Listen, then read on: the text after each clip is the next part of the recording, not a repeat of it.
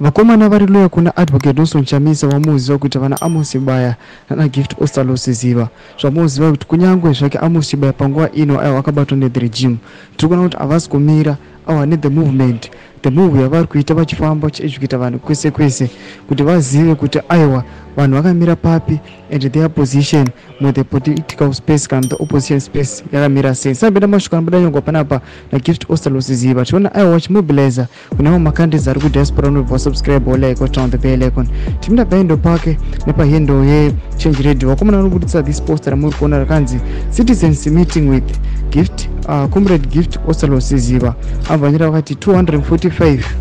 Vutreka Road, Capetown, 8 October 2024 from 5 p.m. to 9 p.m. Tukona kuti vana Gift Ostallos Siziba vakufamba vakuenda kunyika yeCapetown panapa kwavari kuenda vachinoeducata vanhu vachinovazivisa nezvemovement yavari kutungamirwa na the opposition leader vaadvocate nelsonchamisa zvamuri kuona kuti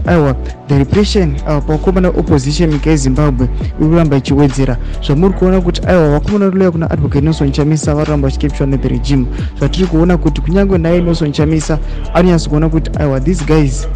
havana kana tsitsi they are trying to silence vanhu vese vari kuda kubuda musagano vari kuita against the ruling party or the government. Kutidza mafungiro enyu moti kudii pamusoro kumobiliza kuita vakomana ava vachizamakisa change munyika yeZimbabwe vachinoeducata nevamwe vamuri kuziva kuti aiwa vagari vemunyika yeZimbabwe macitizens emunyika yeZimbabwe vari kudiaspora. Tudze mafungiro enyu pida comment section medu, musano subscribe or like, turn on the bell icon.